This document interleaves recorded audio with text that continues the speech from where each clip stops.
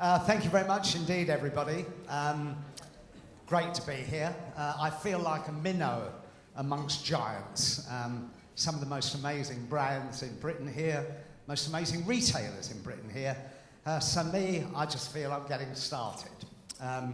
Just a little bit of my background. I've actually been licensing for 60 years. I almost said that with a kind of Prince Charles accent then.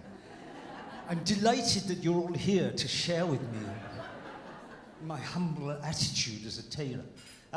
So I've been doing it 60 years. I license clothing, homeware, opticals in the UK, China, Japan, Australia.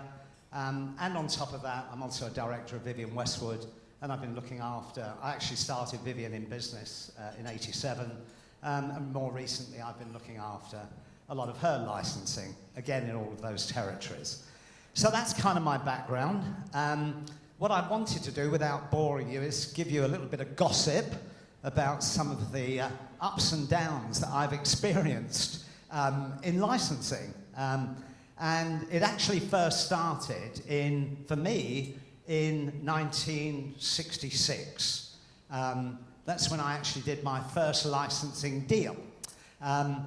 And there was a lady, I owned a little shop in 1964, so it will be 60 years on September the 6th that I've been in business.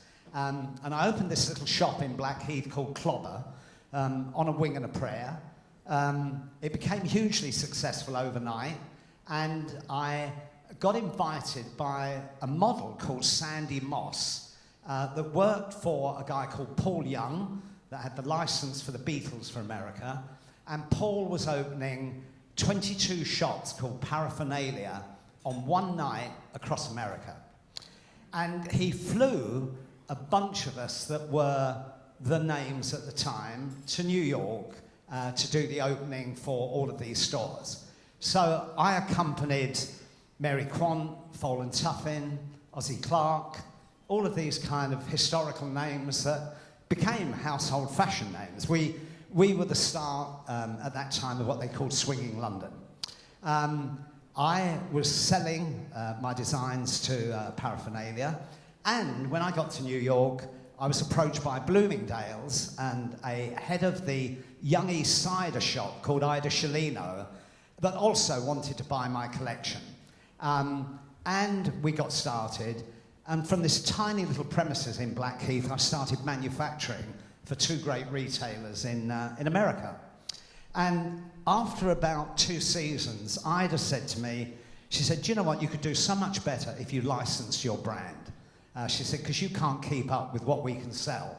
55 stores, me operating from this little 900 square foot shop in Blackheath." So she introduced me to a man called Arnold Friedman. And Arnold came to the Algonquin Hotel with his vest hanging out, shorts, hairy legs on display, and he was this wonderful, like, New York Jewish rag trader. And he kind of muttered that he had a couple of other designers working for him and I'd like to join them, and he'd pay me a 10% royalty and I'll look after you. That was the gist of it. So that was my first deal. So I went to his place the following day, and I met with a guy called Daniel Hechter, who you may have heard of. And Daniel was one designer, and another designer was Jean-Claude Castelbajac, quite another renowned name. And Jean-Claude was there. Arnold, he couldn't pronounce either of their names, so he called one of them Frenchie 1, that was Daniel, and the other one Frenchie 2, and he couldn't remember my name, he just called me English. And we used to have to work in what was called the back room, where we would design and pattern cut and put the garments together. And he would trail us out every now to meet, you know, somebody from Houston or somebody from Neiman Marcus. I met Stan Marcus, in fact, as a result of that. And he would come into the back room and he would just yell out, "Hey, Frenchie 1, get out here!" Or, "Hey, English, come on, do your stuff." So we had to come out and parade in front of these buyers. Just so they could hear our accent. So I remember that very fondly, and that was my first treaty into licensing. That business became very successful, I'm now going to give you another bit of gossip. I was reading an interview by Nick Williams that actually started a very famous shirt brand. And Nick actually owns Charles Tyrwhitt. And he said the best thing that ever happened to him was going bust. It taught him everything about care, consideration, how to look after what you've got. And that happened to me, and it was my experience. In 1974, somebody who had an argument with a girl in my accounts department set light to my business and burnt it down. I spent a year squabbling over the insurance on it, but eventually the bank pulled the rug on me, called me down to the city, told me they weren't going ahead to finance me anymore, and that by the time I got back to my office, there would be an administrator sitting in my seat, and to hand over my keys to the business, keys to the car. And at that time, I was actually married to quite a famous pop singer who'd had 3 #1 hits. Her name was Sandy Shaw.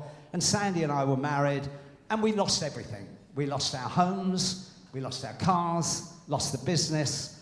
I couldn't tell Sandy because she was on tour in Spain, and I didn't know how to ring her up and say, we're living back at my mum's in the back bedroom. So I thought I'll leave that to a bit later. That's another story. So then I had to figure how I could get started again. And I had 2 wonderful designers working for me, Janice and Hilary. And the administrator took over the building. We didn't have any fabric, we didn't have any machine.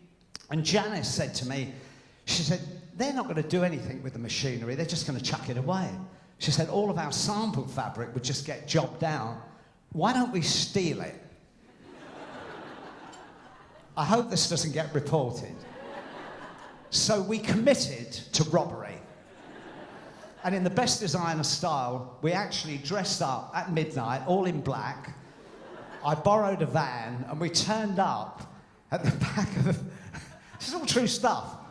And as Michael Caine said, you can't write this stuff, you know? So we turned up at midnight to actually nick the machines and steal the sample fabric for the next collection.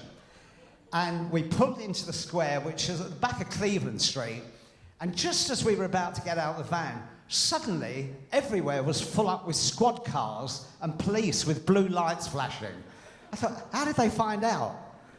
But what they were doing, they were actually raiding a bank next door to find out the papers on a Liberal politician, I'm trying to remember, Jeremy Thorpe, that actually suspected of murdering his boyfriend, and they wanted to get the documents on that, so they were raiding the bank.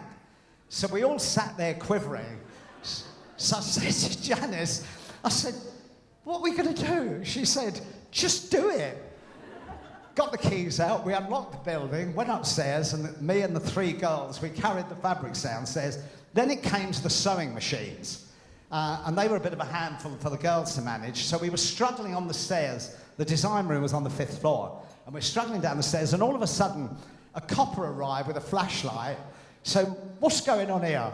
So, Janice, as quick as a flash, she said, oh, we've got a fashion show tomorrow, and we're taking the machines to the show so we can do alterations. He said, would you like some help, miss? Not half. It's the only time I've ever got any help from the Met. So 6 burly coppers helped us steal the machinery. I got back in business. But then, what was I going to do? I had no money. In fact, I think I had about 200 quid in my pocket. And I took a phone call from a man called Leonard Burney. And Leonard Burney owned a company called Leonard Burney Limited. And they were in Market Place at the back of East Castle Street, where the Reese shop is at the moment. And Leonard was a major, and he in the army, very upright, very correct man, and he was one of the British people that evacuated one of the major concentration camps in Germany after the Second World War. And he was renowned for this, very upright, very proper. He had 3 designers working for him already. One of them was a lady called Mary McFadden from New York. He had Yuki from Japan, He had a French design. I'm desperately trying to remember his name. Those brand is still going. And me on the ground floor. That's where we operated. And that was my almost second venture into licensing. And it worked amazingly. I started all my catwalk shows again. We were selling right across the world. Leonard was the most wonderful host, flew his own aeroplane, and I used to travel with him to fabric exhibitions all over Europe. And we got on extremely well. The company was owned by Marubeni of Japan, and they'd funded Bernard in this venture. And Leonard used to run the business like an army. You know, it was like real, kind of camp stuff. But in the basement, he used to sell all the seconds and the returns from all the ventures for cash and checks, which were all made out to Leonard Bernay. The Japanese didn't know this. You can't write this stuff. So for years, he'd actually been screaming off, apart from all the money he got from running the business, he actually was pocketing all this money. And one day we were in the showroom, in the middle of a fashion show, and suddenly 4 Mercedes arrived outside the showroom. A bunch of Japanese guys in black suits ran into the building, dragged Leonard out with an overcoat over his head, chucked him in the back of the car, and took off, and never saw him again. He just disappeared. Peculiarly, until 2 years ago, I got a phone call from Leonard's son that said to me, with his ill-gotten gains, Leonard had bought an apartment on a boat called The World, which sails around the world and never docks anywhere, that nobody pays tax on, they just avoid everything and stay below the wire. And Leonard had actually been living on this boat for years. This is only 2 years ago. So the son said, Leonard, he's now 96, he's coming to England, he's going to be docking at Southampton because he's written a book about the relief of Belsen. And it's going to be a documentary that the BBC are going to do. And he'd love to have lunch with you, he'd love to meet you again because we got on so great. I said, that would be fantastic. So we arranged that we were going to meet in London. Leonard was coming into Southampton. 2 days before the boat docked, he had a heart attack and died. You can't write this stuff, can you? So we never got to meet again, but he was great, my second licensed venture. Peculiarly, yesterday I got a phone call from his son to tell me on Saturday they're doing a run of the film here in London. Would I come along? And there are 2 survivors of Belsen that are actually going to be there on Saturday. So, again, amazing contact, all through licensing. My next venture, and there have been a few in between, but another one that sticks out, and everybody always asks me about it, is my relationship with Sainsbury's. David Sainsbury used to rent a house from me in Cornwall, and his wife and my wife got on well. And one day, Sue Sainsbury said to my wife, Sue, could Jeff help with the clothing? What we're doing is bloody awful, and we need a step up. So, I could do that. So I actually spoke to the company that I was licensed to, B&B, Mark Cotter, and we decided I could put a collection together based on mini departments within a supermarket. And it was called Jeff & Co. And we actually did this license deal, became hugely successful, went from nothing to, 200 million in the first year, and became the forerunner of what is now Tue Clothing. But, again, my partners weren't big enough to bankroll it. It grew exponentially so rapidly, it stretched their capability financially. So they had to ring me up and say, could you speak to Sir Peter Davis and tell him that we need to back out? And it would be great if you could actually concede to that, because it's your brand. So I went to see Sir Peter. I don't know if anybody's ever met him, frightfully proper. Jeffrey, he said, we need to come to terms, and I'd like to buy the brand. And I'd watched poor George Davis sell his brand to Asda, and he's been bitter ever since. Every time he sees a George van, he has a near heart attack. And I thought, I'm definitely not going to go down that route. So I said, no, I'm not going to sell you the brand. Well, he said, what are we expected to do? I said, well, I'll go away. You could pay me out. You cocky little bastard. I said, no, It's just business, Sir Peter. It's like, so eventually we agreed on a number, and it was midnight, and they had their AGM. Is that somebody waving? I've got 5 more minutes, so I'm going to hurry up. So anyway, he said to me, he'd pay me the money, but I said to him, what I want, apart from the money, I want a box of chocolates every Monday for the rest of my natural life. And he looked at me, he said, what do you want that for? I said, because when people read how much money you get, they get jealous. I said, if I just end up with a box of chocolates, everybody's happy. So he said, okay, he agreed. He said, but I want the contract to include it. And this is at midnight. So the lawyers had to go back, rewrite the contract, put a clause in for the box of chocolates, and that became part of the contract. The first Monday, he forgot to send me the box of chocolates. So I sued him. I sent him a writ for a box of chocolates. He got on the phone. It was absolutely explosive. So that was another licensing thing. I'm just quickly, if you'll forgive me, I know you're all starving, hungry, you're all so poor. You can't wait to get your hand around that steak and chips. Anyway, just one story. It's a lesson in licensing. For me, the one that got away. You just heard that theme tune for the Close Show, which was a TV show that I invented. I presented for about 12 years, did, 350 shows. And the idea came to me of a clothes show on TV because I was presenting fashion on a show that some of you may have seen called Pebble Mill at 1. And I had a little 15-minute slot every Wednesday on Pebble Mill at 1.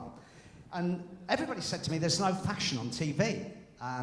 So I stitched 5 of my little bits together, topped and tailed it, did an intro, and I sent it to a guy called Michael Grade, who is now Lord Grade, but Michael was the head of BBC Television. I knew him since he was a 19-year-old lad because he was the tea boy in the office of my ex-pop singer wife's manager. I keep up with this at the back. So I'd known Michael for a long time. So I sent him this thing, heard nothing. Not a thing. I thought, okay, good idea, gone down the drain. 4 years later, Michael came back from Los Angeles to retake over at the BBC, and he rang me up one night, 8 o'clock, and said, you know that idea? I'm starting afternoon television. Could you make 11 shows starting in 7 weeks? Yes, yes, yes. He then rang me back at midnight and said, look, I've got Selena Scott. I don't know if anybody's heard of her. She was like the glamour puss on TV. He said, she's sitting on her arse in the south of France doing nothing. Would you mind if she became your co-presenter? Thank you, God. God. So me, scruffy little sod, started with a shop in Blackheath. I'm suddenly teamed on TV with Selena Scott. The deal with Michael was, if we get more than a 3 million audience, will you put us on evening TV? Done. Week 2, we went over 3 million, and he transferred us to Sunday evenings, where we used to get a 10 million audience and 150 million audience on the World Service. So suddenly, we hit the big time. I started a magazine called Close Show. I conceived an exhibition called Close Show Live, which became the 3rd biggest exhibition in Britain. It was massive. 11 halls at the NEC every year. And one thing I forgot to do was own the copyright.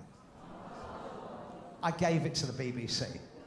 And I didn't think it would ever be successful. And there's a lesson there. And the lesson in all of this at the end of it is, what is licensing about? It's actually about creating a brand and identity. It's actually believing in it, that it really has legs and that you trust it. It's you. It's like a newborn baby. And it's critically important that one understands that and there is a passion for it. My passion hasn't gone away, still exists. So that's the first lesson in license. The second thing is to get the right partner, to have somebody that you have a synergy with, you have an understanding with, that wants to enjoy the journey and its ups and downs, and that, again, is critically important. And the final thing in license is never forget the consumer, never forget the customer, because they are king. And I've always looked at licensing as like an arrow. And you've got the fluffy, furry end at the beginning, which is all the creativity, it's the wonderful bits, the invention, the branding, the ideas. You have the shaft of the arrow that's your partner, your licensing partner, that deals with the logistics, they deal with all of that interface that's required. And at the other end, the sharp end, you have the point, which actually gets the consumer. And the art is never to forget that. Keep polishing it, keep it smart, keep it sharp, because that is critical on the whole part. So for me, my lesson out of all of this so far is that one, I actually make sure that I continue to believe and work on all of my brands with a passion. And I actually say to myself, whatever I do, I will only do it if I will use it myself or my family will use it. I have to believe in what I do. That's the first thing. I need to make sure that I kind of honour my partner, my partner that I have a license with, that I actually work with them, and that we enjoy that. And that finally, I always engage with the customer and endeavour to understand what the consumer actually wants. Those are the three pillars for me. And the fourth one is, and I'll leave you with this thought, get a good bloody lawyer. Thank you very much indeed. Thank you for having me. Thank you.